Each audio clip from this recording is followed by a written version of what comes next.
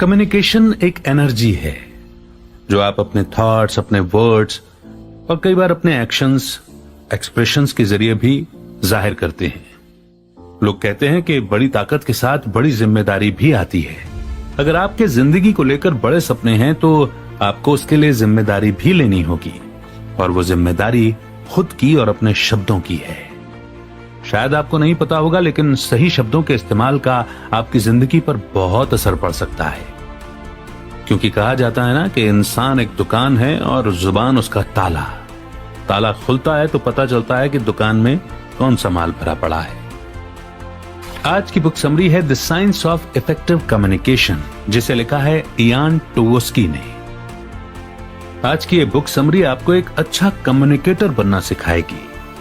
आप अपने शब्दों के जरिए लोगों को इन्फ्लुएंस करने के कई तरीके सीखेंगे और आप देखेंगे कि आप खुद को और अपने आसपास के लोगों के साथ कैसे अपने रिश्ते को बेहतर बना पाते हैं। इस बुक के ऑथर इयान टोवस्की, जिन्होंने meditation, psychology, time management, emotional intelligence और कम्युनिकेशन स्किल्स के बारे में कई किताबें लिखी हैं। वो एक एंटरप्रेन्योर और यूरोप में बहुत सी कंपनियों के लिए ह्यूमन रिसोर्स कंसल्टेंट भी रहे हैं। इयान का माइंडफुलनेस फॉर सक्सेस नाम का एक ब्लॉग है, जहां वो खुद का बेस्ट वर्जन कैसे बने और ऑसम लाइफ कैसे जिएं, इसके बारे में अपने ग्रेट आइडियाज शेयर करते हैं। तो आइए फिर बिना देर किए शुरू करते हैं आज की book summary, the science of effective communication by Ian Tuhovsky. क्या आपको कभी यह महसूस हुआ है कि आप जो कहना चाहते हैं वो कह नहीं पा रहे हैं? जब चीजें आपके हिसाब से नहीं होती तो आपको बुरा लगता है। तो हो सकता है कि आपको अपने कम्युनिकेशन स्किल्स को बेहतर करने की जरूरत हो। अच्छा कम्युनिकेशन एक बहुत ही जरूरी स्किल है। इसके बिना आप कभी भी जिंदगी में आगे नहीं बढ़ सकते। इस समरी से आप लोगों से स्किलफुल तरीके से बातें करना सीखेंगे। आप देखेंगे कि इफेक्टिव कम्युनिकेशन क्यों जरूरी है। अच्छे कम्युनिकेटर्स जिंदगी से वो सभी कुछ पा सकते हैं जो वो चाहते हैं, चाहे वो उनके पसंद की जॉब हो, अच्छे ग्रेड्स हो, रोमांटिक पार्टनर हो, वो सब कुछ पा सकते हैं। बहुत अच्छे कम्युनिकेशन स्किल से दोस्त बनाना भी आसान होता है। इस समरी से आप इफेक्टिव कम्युनिकेशन के बेसिक प्रिंसिपल सीखेंगे। कम्युनिकेशन के दौरान ध्यान से सुनना सबसे ज्यादा जरूरी होता है। आप सुनने के कई तरीके सीखेंगे और आप ये भी समझेंगे कि दूसरों के जजमेंट के बारे में चिंता करना कैसे बंद करना है। आप ये भी सीखेंगे कि बातचीत के दौरान नेगेटिव होने से खुद को कैसे रोकना है। आपके नेगेटिव होने से कोई भी आपसे दूर जा सकता है। आप अपनी बातों से बिना दूसरों को ठेस पहुंचाए अपना पॉइंट ऑफ व्यू शेयर करना भी सीखेंगे। आप लोगों की तारीफ करना सीखेंगे और दूसरों द्वारा किए गए अपमान या बुरे कमेंट से कैसे डील करना है, ये भी सीखेंगे। और आखिर में आप ऐसे लोगों से आसानी से कम्युनिकेट करने के तरीके सीखेंगे जो सुन नहीं सकते। ये समरी आपको खुद को बेहतर बनाने में मदद करेगी। तो आइए इस स्किलफुल लर्निंग जर्नी की शुरुआत करते हैं इस पहले चैप्टर से, listening the most fundamental of all conversation skill. अच्छी बातचीत का बेसिक प्रिंसिपल होता है ध्यान से सुनना, लेकिन ज्यादातर लोगों के लिए बातचीत का मतलब होता है खुद बोलते जाना। दूसरे क्या कह रहे हैं वो उस पर ध्यान ही नहीं देते। इस वजह से लोग जो सुनते हैं उसका सिर्फ 25% ही याद रख पाते हैं। आपको शायद पता नहीं होगा कि बातचीत के दौरान ध्यान से सुनना इतना जरूरी क्यों है। जब आप कोई बातचीत शुरू करते हैं तब आप कुछ सीखते हैं।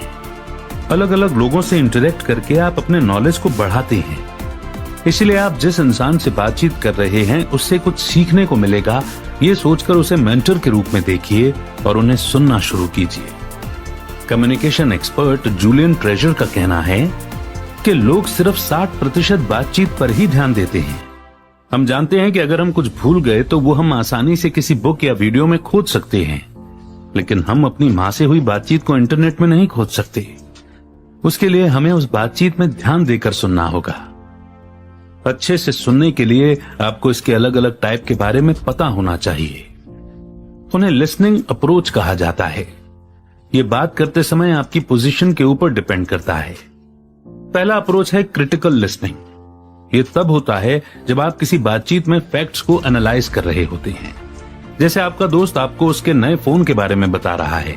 वो आपको बता रहा है कि इसकी स्क्रीन कितनी बड़ी है, प्रोसेसर कितना फास्ट काम करता है और इसके अंदर कितना डेटा स्टोर किया जा सकता है। जब आप उसे सुनते हैं तो आप उसकी बात को वेरीफाई करने की कोशिश करते हैं। आप सोच रहे होते हैं कि क्या उसका फोन सच में मार्केट के दूसरे फोन से बेहतर है। दूसरा है एम्पैथेटिक लिसनिंग। इसमें आप दूसरों को उनकी फीलिंग एक्सप्रेस करने में मदद करने के लिए सुन रहे होते हैं। जैसे आपकी दोस्त आपको बता रही है कि वो अपने बॉयफ्रेंड से ब्रेकअप के बाद कितनी दुखी है। आपकी पोजीशन इस सिचुएशन में आपकी दोस्त की जरूरत के हिसाब से होनी चाहिए। तीसरी अप्रोच है रिडक्टिव लिसनिंग। जैसे एक सर्जिकल नर्स हेड सर्जन के कमांड को फॉलो करती है, इस सिचुएशन में उसे उनके शब्दों को जल्दी सुनकर समझना होता है, तो उसे फैक्ट्स पर फोकस करके उसके ऊपर जल्दी से काम करना होता है। चौथा है एक्सपेंसिव लिसनिंग। जैसे आपकी दोस्त आपको बताती है कि वो अपने पति से तलाक के लिए केस फाइल करने वाली है। आप उसे उसके एक्स हस्बैंड के बारे में बात करते हुए सुनते हैं। वो बताती है कि उसके लिए लॉयर हायर करना कितना मुश्किल है। इस सिचुएशन में आप फैक्ट समझने के लिए सुन रहे हैं। ये एम्पैथेटिक लिसनिंग के जैसा ही है, लेकिन एक्सपेंसिव लिसनिंग इमोशन से ज्यादा फैक्ट्स पर फोकस करता है। पांचवा अप्रोच है पैसिव लिसनिंग। पैसिव लिसनिंग के लिए आपको कुछ भी नहीं करना पड़ता है। जैसे आपके पिता आपको बताते हैं कि वो कैसे गोल्फ कोर्स में गेम जीता करते थे। इस सिचुएशन में आपको रिएक्ट करने की जरूरत नहीं है। आप जानते हैं कि आपके पिता सिर्फ चाहते हैं कि कोई उन्हें सुने। आखिरी अप्रोच है एक्टिव लिसनिंग। ये तब होता है जब आप सवाल पूछते हैं और सामने वाले के शब्दों पर रिएक्ट करते हैं। एक्टिव लिसनिंग में आप सामने वाले को यह बताते हैं कि आप उन्हें सुनने में इंटरेस्टेड हैं। आपको किस लिसनिंग अप्रोच का इस्तेमाल करना है, इस सिचुएशन पर डिपेंड करता है। कई लोग एक्टिव लिसनिंग पसंद करते हैं क्योंकि दूसरों के द्वारा समझा जाना एक अच्छा एहसास होता है, लेकिन कई बार सिर्फ पैसिव लिसनिंग भी काफी होती है। How to stop fearing judgment. कुछ लोग बात करते समय सिर्फ सही शब्द चुनने में ही स्ट्रगल नहीं करते, बल्कि उन्हें इस बात का भी बहुत ज्यादा डर होता है कि उन्हें जज किया जाएगा। वो सोशल एंजाइटी डिसऑर्डर या SAD से जूझ रहे होते हैं। SAD पैनिक अटैक का कारण बन सकता है और एक इंसान को सोशली अलग थलग कर सकता है। हालांकि सभी लोगों को SAD टेंडेंसी नहीं होती, लेकिन हम सभी इस बात की चिंता करते हैं कि लोग हमारे बारे में क्या सोचते हैं। ये सच है कि लोग आपको जज करेंगे, आपके लुक्स या बिहेवियर को लेकर आपके बारे में ओपिनियन बनाएंगे, लेकिन आप हर समय कोई और इंसान बनने का दिखावा नहीं कर सकते। ऐसा करने से जिंदगी में कभी न कभी आप थक जाएंगे। आप हर किसी को खुश नहीं कर सकते, इसलिए सबसे अच्छा यही है कि आप खुद को एक्सेप्ट कर लें। खुद को एक्सेप्ट करने के लिए सबसे पहला स्टेप है अपना सेल्फ कॉन्फिडेंस बनाना। जब आप कॉन्फिडेंट होते हैं तब लोग क्या कह रहे हैं आप उसकी परवाह नहीं करते। अपने सेल्फ कॉन्फिडेंस को बनाने के लिए पहले आप अपने सेल्फ क्रिटिसिज्म यानी खुद की बुराई करने की सोच को चैलेंज कीजिए।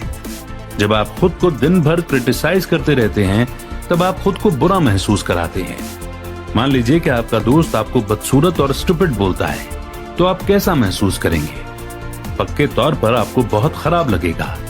ठीक इसी तरह अगर आप खुद को पूरे समय यही कहते रहेंगे तो क्या आपको बुरा नहीं लगेगा? इससे उबरने के लिए खुद से नेगेटिव बातें करना बंद कीजिए। जब भी आप अपने लिए बुरा महसूस करते हैं तब स्टॉप शब्द को बार बार और जोर से कहिए, ताकि आपके ब्रेन को यह पता चल पाए कि आप सीरियस हैं। कॉन्फिडेंस हासिल करने का अगला टिप है अपने अंदर कोई स्किल डेवलप करना। कोई नई स्किल सीखिए, जैसे कि बेकिंग या पेंटिंग। तब आप खुद पर गर्व महसूस करेंगे। आप महसूस करेंगे कि आप एक काबिल इंसान हैं और इस तरह से आपको बात करने के लिए एक नया टॉपिक भी मिल जाएगा। आखिरी टिप है, लोग जो आपसे कहते हैं उसका असर खुद पर मत पड़ने दीजिए। अगर किसी को लगता है कि आप दिखने में खूबसूरत नहीं हैं, तो ये उनकी सोच या उनका ओपिनियन है। आप इस बारे में कुछ नहीं कर सकते। लेकिन अगर लोगों को आप बोरिंग और स्टूपिड लगते हैं, तो आप खुद को इंटरेस्टिंग और स्मार्ट बनाने में मेहनत कर सकते हैं। आप किसी के कॉन्फिडेंस को कुछ ही सेकंड में जज कर सकते हैं। जैसे सुजैन को ही लीजिए। वो घर लौटते समय अपने किसी नए पड़ोसी से मिली।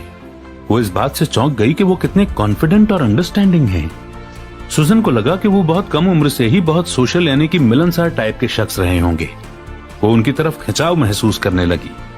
बाद में उसे पता चला कि उसके नए पड़ोसी एक रिटायर्ड शेरिफ हैं। यानी वो कानूनी मामलों की देखरेख करने वाले ऑफिसर थे। इस तरह आप देख सकते हैं कि किस तरह सुजैन ने उनकी पर्सनैलिटी के बारे में कंक्लूजन निकालने के लिए क्लूज पर ध्यान दिया। वो रिटायर्ड शेरिफ इतने कॉन्फिडेंट इसलिए थे क्योंकि उन्हें खुद पर भरोसा था। लोगों के जजमेंट से उबरने के लिए पहले यह सोचना बंद कीजिए कि हर चीज आपके बारे में है। अगर आपको लगता है कि लोग हमेशा आपके बारे में सोचते रहते हैं तो आप गलत हैं। लोग घंटों दूसरों के बारे में नहीं सोचते। उनकी अपनी खुद की जिंदगी है जिसमें वो आगे बढ़ जाते हैं। जैसे आप कल रात पार्टी में गए थे और वहां आपने कुछ बेवकूफी भरा कह दिया। कुछ लोग आपके ऊपर हंस सकते हैं लेकिन वो घंटों इसके बारे में नहीं सोचते रहेंगे। इसलिए इस बारे में सोच सोच कर खुद को टॉर्चर मत कीजिए। खुद पर बहुत ज्यादा फोकस करना बंद कीजिए। इसके बजाय दूसरों पर फोकस कीजिए। जब आप दूसरों से बात करते हैं तो आपको लग सकता है कि वो आपको जज कर रहे हैं, लेकिन उन्हें बेहतर जानने की कोशिश कीजिए। आपको एहसास होगा कि वो भी परफेक्ट नहीं है। आपकी तरह वो भी बस एक इंसान है। आप उन्हें जितना जानेंगे उतना ही ज्यादा वो फ्रेंडली बनेंगे। नेक्स्ट चैप्टर है avoiding excessive negativity in your social interactions. कुछ लोगों को समझ में नहीं आता कि उनकी बातचीत कभी भी सही क्यों नहीं होती। इसका कारण है उनकी नेगेटिविटी। नेगेटिविटी किसी भी कन्वर्सेशन यानी बातचीत में घुसकर उसे खराब कर सकती है। जब आप शिकायत करते हैं या रोना रोते हैं, आप दूसरों को बुरा महसूस कराते हैं।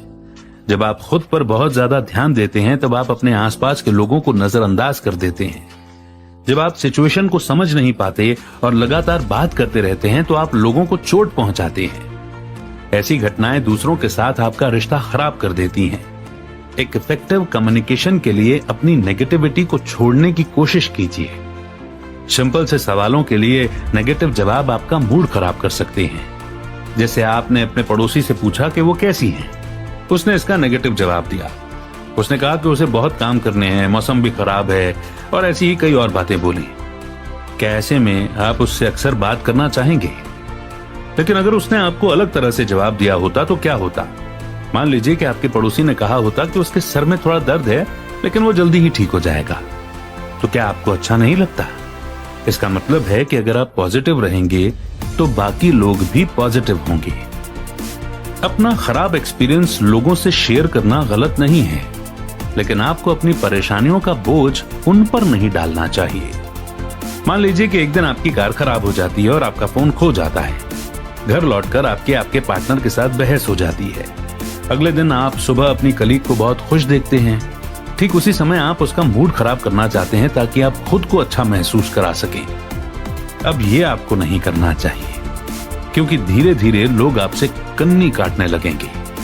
इसके बजाय आप खुद को और आप जिससे बातचीत कर रहे हैं दोनों को खुश करने की कोशिश कर सकते हैं। मूड को हल्का करने की कोशिश कीजिए ताकि आप दोनों ही बात करने में कंफर्टेबल महसूस करें। ऐसा समय भी आएगा जब बातचीत के दौरान आपको कॉम्प्रोमाइज यानी कि समझौता करना पड़ेगा। जैसे आपके दोस्तों में से एक को लगता है कि रैना नाम की लड़की सुंदर है, लेकिन आपको ऐसा नहीं लगता। अगर उस समय आप तुरंत डिसएग्री करने लगेंगे तो वहां मौजूद सभी लोगों को बड़ा अजीब लगेगा। तो बातचीत को जारी रखने के लिए आपको यहां थोड़ा कॉम्प्रोमाइज तो करना पड़ेगा। लोगों को सबसे ज्यादा बुरा लगता है जब आप उनकी गलतियां गिनाते हैं, और बातचीत के दौरान ये बहुत भयानक हो सकता है। जैसे अगर आपका फ्रेंड जूलियन कोई एक शब्द ठीक से प्रोनाउंस नहीं कर रहा है तो उसे जाने दीजिए। उसे मत बताइए कि वो गलती कर रहा है, इससे उसे ठेस पहुंचेगी। इसे नजरअंदाज कीजिए। जब तक कि वो कुछ सीरियस नहीं करता तब तक उसे जाने दीजिए। और आखिरी प्रॉब्लम है सिर्फ अपने बारे में बात करना। एक बार टॉम नाम का एक आदमी अपने रिश्तेदारों से मिलने गया। वहां वो एक आदमी से मिला जिसका नाम रॉब था। रॉब उसकी कजन का पार्टनर था। जब टॉम ने रॉब से बात की तो रॉब सिर्फ अपने यूरोप के सबसे महंगे रिजॉर्ट में बताए हुए वेकेशन के बारे में बात करता रहा। रॉब टॉम के एडवेंचर्स के बारे में सुनने में बिल्कुल भी इंटरेस्टेड नहीं था। इस तरह से टॉम को इतनी चिड़चिड़ाहट होने लगी और वो जोर से बोलना चाहता था कि बस करो भाई, हो गया। इसे सेल्फ सेंटर्ड होना कहते हैं, यानी बस अपनी ही बात करते जाना। आपको कभी भी खुद को दूसरों से बेहतर नहीं दिखाना चाहिए। बहुत से कन्वर्सेशंस के फेल होने का ये मेन कारण है। डिस्कशन के दौरान दूसरे लोगों को भी अपना पहलू कहने का मौका दीजिए। तभी वो सही मायने में कन्वर्सेशन होगा। बातचीत में अच्छा ना होना एक ऐसी चीज है जो लोगों को इंफीरियर या कमतर महसूस कराती है, लेकिन आप पॉजिटिव रहकर इसे ठीक कर सकते हैं, क्योंकि समय और प्रैक्टिस के साथ आप बातचीत करने में बेहतर हो जाएंगे। नेक्स्ट चैप्टर है the ethical conversationalist, getting your views across and needs met without harming others. अच्छी कन्वर्सेशन स्किल बहुत अच्छे रिलेशनशिप बना सकती है, लेकिन अच्छा कन्वर्सेशन स्किल होने का मतलब झूठ बोलना नहीं है। झूठ बोलना कहीं भी सही नहीं होता। हाँ, कुछ सिचुएशन होते हैं जहां झूठ बोलकर एक इंसान बचकर निकल सकता है, लेकिन आगे चलकर इसके अनचाहे नतीजे भी हो सकते हैं।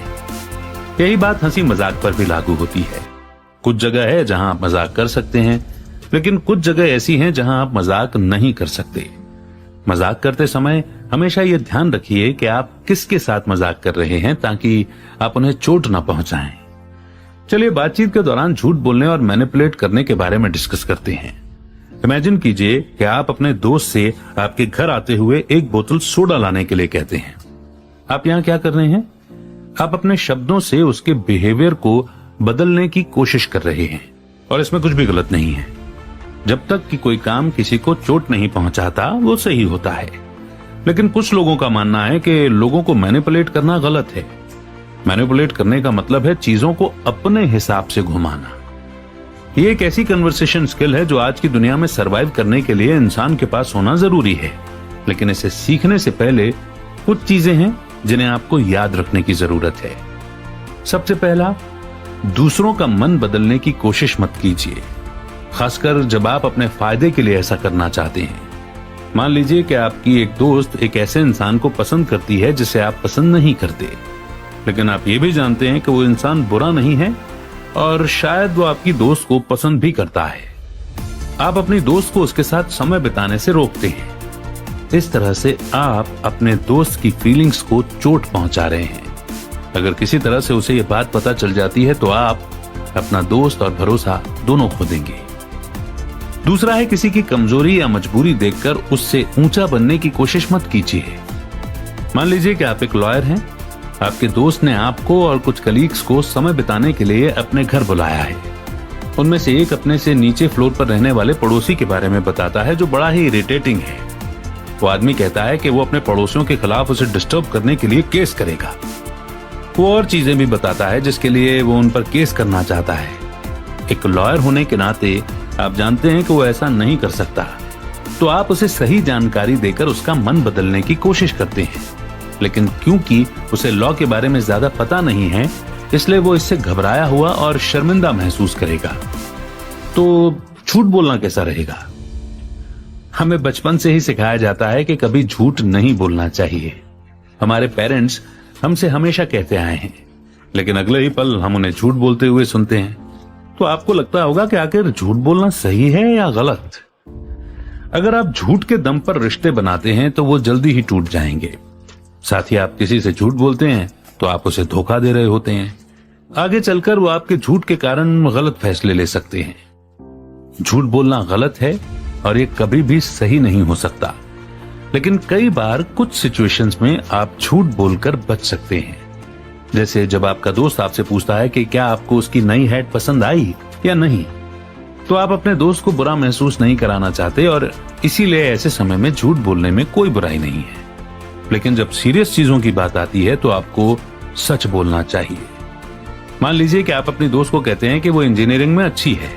वो इस पर यकीन कर लेती है और इंजीनियरिंग के एग्जाम की तैयारी करने लगती है, लेकिन वो बहुत कम नंबर लाती है और फेल हो जाती है। अब यहां अपने दोस्त से सच बोलना ज्यादा अच्छा है, भले ही उसे चोट क्यों ना पहुंचे। तो इस इंपॉर्टेंट पॉइंट को समझने के बाद बढ़ते हैं आगे नेक्स्ट चैप्टर की ओर, द आर्ट ऑफ कॉम्प्लीमेंट। तारीफ करना किसी के दिल को जीतने का एक असरदार तरीका है। जब आप किसी की तारीफ करते हैं तो उन्हें लगता है कि आप उनकी केयर करते हैं, बदले में वो आप पर ध्यान देने लगते हैं। लेकिन आपको यह भी पता होना चाहिए कि तारीफ मिलने पर आपको रिस्पॉन्ड कैसे करना है। इसके लिए आप बस उन्हें दिल से धन्यवाद दे सकते हैं। ऐसा करना लोगों को यह बताएगा कि आप उनकी ओपिनियन को मानते हैं। तारीफ करना बहुत आसान है। आपको बस उस इंसान के पास जाना है और अपने दिल की बात उससे कहनी है। लेकिन क्या आपको ऐसा लगता है कि वो आपका यकीन करेंगे या नहीं? और तारीफें आखिर कब असरदार होती हैं? तारीफें तब असरदार होती हैं जब वो ईमानदारी और दिल से की जाएं। जैसे जब आपका दोस्त आपको होमवर्क के बारे में बताता है तो आप उसकी तारीफ करते हैं कि वो बहुत ही स्मार्ट है। उन्होंने बस आपको होमवर्क के बारे में बताया था, आपका होमवर्क नहीं किया था। तो ऐसे में लग सकता है कि आप उसे मैनिपुलेट करने की कोशिश कर रहे हैं। अगली चीज है कि तारीफ हमेशा सही समय पर की जानी चाहिए। जैसे आप अपने दोस्त के म्यूजिकल कॉन्सर्ट में गए, आपने उसे दूसरे दिन कहा कि उसने बहुत अच्छा परफॉर्म किया। ये उसकी तारीफ करने का सही समय नहीं है। आपको उसकी तारीफ परफॉर्मेंस के तुरंत बाद करनी चाहिए थी। तारीफों को स्पेसिफिक भी होना चाहिए। अगर आप किसी को सिर्फ ये कहते हैं कि वो अच्छे हैं, स्मार्ट हैं या दयालु हैं, ये साफ साफ तारीफ नहीं है। उन्हें बताइए कि वो किस में अच्छे हैं। उन्हें वो अच्छी चीजें बताइए जो उन्होंने की हैं। कभी भी सिर्फ खुद को अच्छा दिखाने के लिए तारीफ मत कीजिए। जब आप मन से तारीफ करते हैं तो आपको अच्छा महसूस होता है। रिसर्च से यह भी पता चला है कि जिन लोगों की आप तारीफ करते हैं वो आपकी तरफ दयालु होते हैं। लेकिन आपको अपनी रेपुटेशन ऐसे इंसान की तरह नहीं बनानी चाहिए जो हर समय तारीफ करता हो। ऐसा करना आपको बनावटी और दिखावेबाज के रूप में दिखाएगा। ऐसे इंसान बनिए जो सिर्फ उन लोगों की तारीफ करता है जो सच में उस तारीफ के लायक होते हैं। ऐसी कुछ चीजें हैं जो लोगों की तारीफ करते हुए आपको ध्यान में रखनी चाहिए। पहली टिप है, अपनी सोच किसी और के जरिए लोगों तक पहुंचाइए। जिम बेकी की तारीफ करना चाहता था। वो उसे बताना चाहता था कि कल उसने प्रेजेंटेशन में बहुत अच्छा किया। तो जिम ने जिल से बातचीत के दौरान बेकी की तारीफ की। हालांकि जिल ज्यादातर बातचीत भूल गई थी, लेकिन उसने बेकी को इस बारे में बताया और जिम की तारीफ उस तक पहुंचा दी। जिस इंसान की तारीफ की जा रही है उसे पता है कि यह तारीफ सच्ची है, क्योंकि उसे ये बात किसी और से सुनने को मिली। बेकी को यह जानकर अच्छा लगा कि जिम ने किसी और के सामने उसकी तारीफ की। दूसरी टिप है इनडायरेक्टली तारीफ करना। यह कहने के बजाय कि आप इसमें बहुत अच्छे हैं, आप कह सकते हैं कि मैं इस बुक को समझ नहीं पा रहा हूं, लेकिन मुझे लगता है कि आप समझ पाएंगे, तो क्या आप इसे समझने में मेरी मदद करेंगे? जब इस तरीके से आप किसी की तारीफ करेंगे तो वो शर्मिंदा नहीं होंगे और तारीफ को एक्सेप्ट कर लेंगे। आखिरी टिप है, आखिर में कुछ सवालों को जोड़ दें। टेड ने केन से कहा, हे केन, तुम बहुत अच्छी ड्राइंग करते हो, तुमने ये कहां से सीखा? टेड ने तारीफ के आखिर में एक सवाल जोड़ दिया था। ऐसा करके उसने बातचीत को आगे बढ़ाने का मौका दिया। केन अब अपने स्कूल और उसने जो कुछ कोर्सेज या क्लास किए हैं के बारे में इससे बात करके इस बातचीत को आगे बढ़ा सकता है। अगर टेड ने सिर्फ केन की तारीफ की होती तो उसके बाद दोनों के बीच में एक अजीब सी खामोशी का माहौल बन जाता। तारीफ करने से तारीफ को एक्सेप्ट करना ज्यादा मुश्किल होता है। हो सकता है कि जब आपकी तारीफ की जाए तो आप कुछ न कह पाएं या फिर शर्मिंदा हो जाएं। ऐसे समय में सामने वाले को पोलाइटली धन्यवाद देकर उसकी ओपिनियन को मान लेना चाहिए। यही करना सबसे बेस्ट होगा। तो एक जबरदस्त सॉल्यूशन को पाकर, क्योंकि ऐसी सिचुएशन हम में से कईयों के साथ होती है, हम इसे याद रखेंगे और आगे बढ़ते हैं नेक्स्ट चैप्टर की ओर। How to handle heated discussions. बहस होना आम सी बात है। लोगों का गुस्सा होना भी आम बात है। जब वो गुस्सा होते हैं तो अपना गुस्सा किसी के ऊपर निकालना चाहते हैं। लेकिन कुछ ट्रिक्स हैं जो आपको ऐसी सिचुएशन से उबरने में मदद करेंगी। अगर बदले में आप भी गुस्सा हो जाएंगे तो आप बस उनके गुस्से को और भी भड़काएंगे। इस तरह से प्रॉब्लम कभी सॉल्व नहीं होगी। इसके बदले आप अपना दिमाग ठंडा रखिए और सामने वाले को शांत होने दीजिए। ये ऑफिस मीटिंग में भी अप्लाई किया जा सकता है। दो लोग अक्सर बहस करने लगते हैं। उनके बीच की प्रॉब्लम को सॉल्व करने के लिए दोनों को एक जैसा ट्रीट कीजिए। कभी भी किसी एक की साइड मत लीजिए, इससे सिचुएशन और ज्यादा खराब होगी। एक दिन जब सैम घर लौटा तो उसने देखा कि उसकी पत्नी बेहद गुस्से में है। जैसे ही वो घर के अंदर घुसा, सारा उसके बिहेवियर को लेकर उस पर चिल्लाने लगी। सैम बस वहां खड़ा होकर देखता रहा। वो भी उस पर गुस्सा होकर चिल्लाना चाहता था, लेकिन उसने खुद को रोक लिया। उसने कम्युनिकेशन के ऊपर एक बुक से जो टिप्स सीखी थी वो यहां अप्लाई की। गुस्सा एक इमोशन है और उसे पता था कि उसे उससे डरना नहीं है। और यहां मुद्दा गुस्से का नहीं था, यहां सारा जिस तरह से खुद को एक्सप्रेस कर रही थी वो परेशानी का कारण था। सैम को पता था कि उसकी ये फीलिंग टेम्पररी है, जब वो शांत हो जाएगी तो उसका गुस्सा भी चला जाएगा। तो सैम ने सारा से कहा कि उसे तकलीफ पहुंचाकर सैम को बहुत ही बुरा लग रहा है। उसने कहा कि वो इसे सॉल्व करने के लिए तैयार है। उसने देखा कि सारा धीरे धीरे शांत हो रही है। इस तरह से सैम ने उससे झगड़ा नहीं किया, उसने उसके खिलाफ कुछ नहीं कहा। उसने दिखाया कि वो उसे समझता है। उसने अपनी आवाज ऊंची नहीं की। उसे पता था कि ऐसा करने से सारा और भी ज्यादा गुस्सा हो जाएगी। सैम ने अपना दिमाग शांत रखा और उसकी सारी शिकायतें सुनी। सारा ने कई बार उसकी गलतियां गिनाई, लेकिन सैम ने सामने जो प्रॉब्लम थी बस उस पर ध्यान दिया। जब लोग गुस्सा होते हैं तब वो सही गलत नहीं समझ पाते, उन्हें बस अपना गुस्सा एक्सप्रेस करना समझ में आता है। एक शांत इंसान होने के नाते आपको सॉल्यूशन खोजने की जरूरत है। आपको उन पर नाराज नहीं होना चाहिए, उन पर चिल्लाइए भी नहीं, क्योंकि इससे चीजें और भी खराब होंगी। अपना दिमाग ठंडा रखकर सामने वाले की बात सुनिए। ऐसा मत जताइए कि आप उनसे लड़ना चाहते हैं, उन्हें ऐसा जताइए कि आप उनकी मदद करना चाहते हैं। कभी भी अपनी आवाज ऊंची मत कीजिए, नहीं तो उन्हें ऐसा लगेगा जैसे आप उनसे लड़ना चाहते हैं। अगर सामने वाला पुरानी बातें भी उखाड़ता है तो उसे नजरअंदाज कीजिए। इसे स्टॉक पिलिंग कहते हैं। लोग ऐसा आपको चोट पहुंचाने या असली मुद्दे से ध्यान भटकाने के लिए करते हैं। इस झांसे में मत आइए, सिर्फ अभी में फोकस कीजिए। कुछ समय बाद वो इंसान खुद थक जाएगा और शांत हो जाएगा।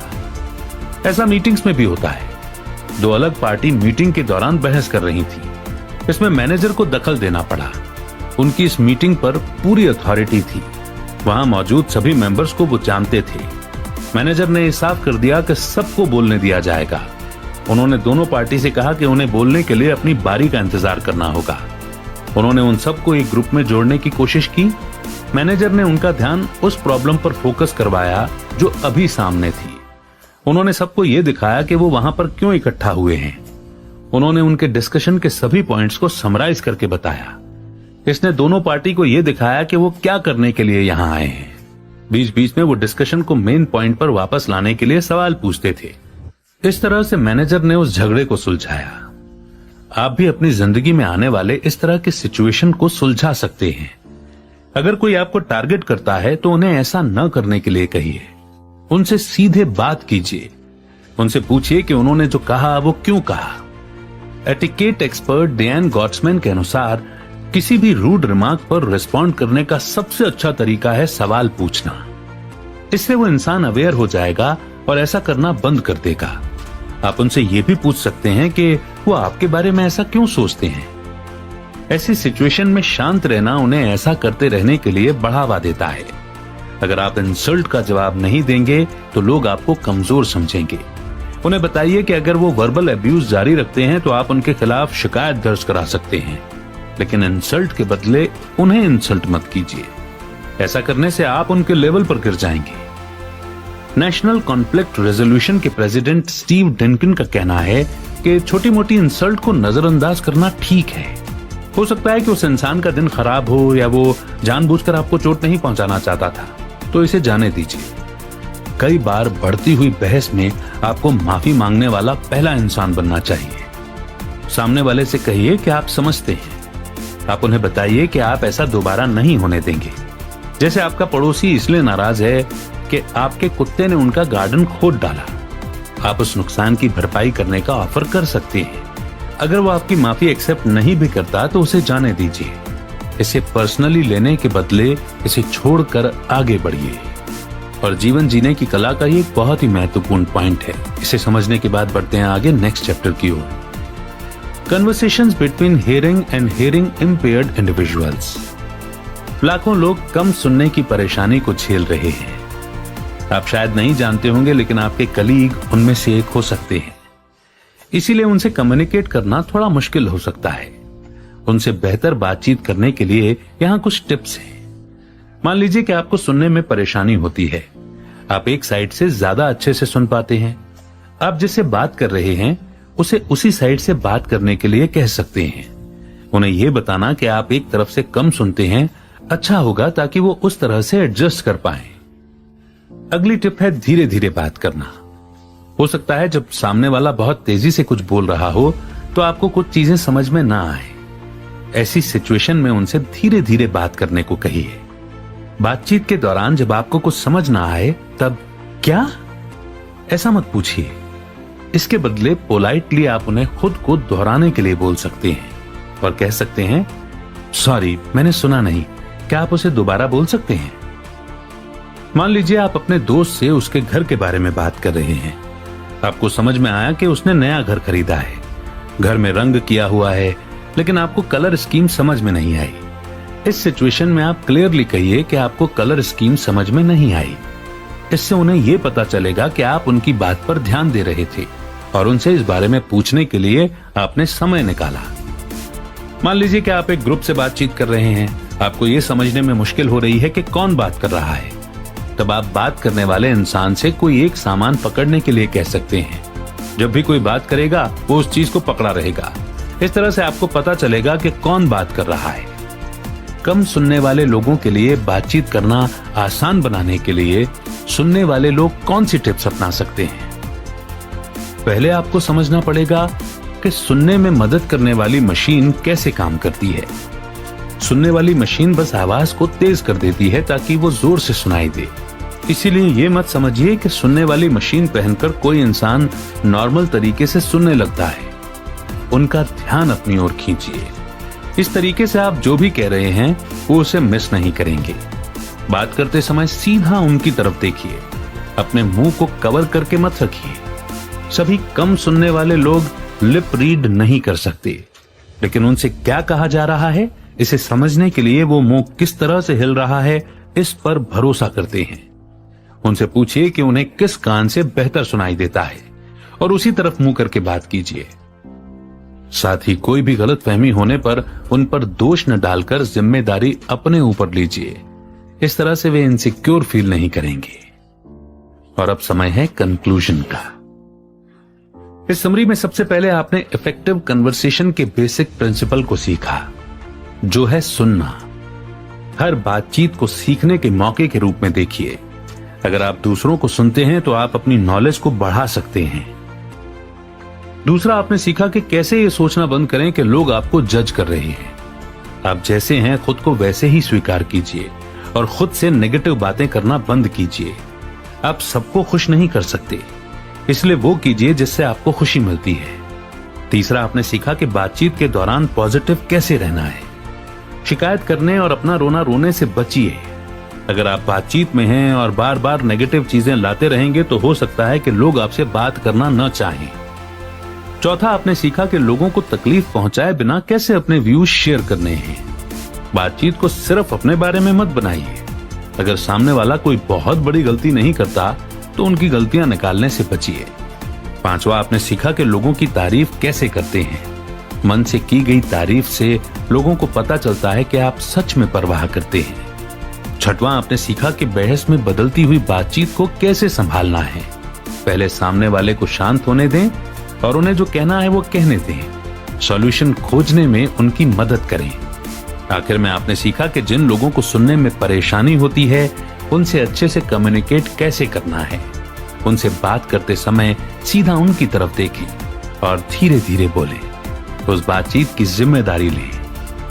कोई भी चीज सीखना आसान नहीं है। उस समय को याद कीजिए जब आपने चलना सीखा था। आप कई बार गिरे थे और खुद को चोट पहुंचाई थी, लेकिन आखिर में आपने चलना सीखा था और आज आप एक मैराथन दौड़ सकते हैं। यही एक अच्छा कम्युनिकेटर बनना सीखने पर भी लागू होता है। आप पहले फेल होते हैं, तभी आपको पता चलता है कि आपने क्या गलती की है, और जब आपको यह पता चल जाता है कि आपको क्या सुधारने की जरूरत है तो चीजें आसान हो जाती हैं। इस समरी की सिंपल टिप्स आपका जिंदगी भर साथ देंगी, और ये टिप्स जिंदगी भर साथ दें इसके लिए ये बहुत महत्वपूर्ण है, बहुत इंपॉर्टेंट है कि इस समरी के जितने भी की टेक अवेज थे, एक नहीं, दो नहीं, तीन नहीं, बल्कि जितने भी थे जिन्होंने भी आपको टच किया है उन्हें लिख लीजिए। उन्हें कमेंट सेक्शन में लिखिए ताकि वे हमेशा के लिए इम्प्रिंट हो जाएं और उनसे केवल आप नहीं बल्कि और लोग भी सीख सकें। तो आपके कमेंट्स का इंतजार रहेगा। बहुत जल्द एक नई बुक समरी के साथ फिर होगी आपसे मुलाकात। तब तक रखिए अपना बेहतर ख्याल। जय हिंद, जय भारत।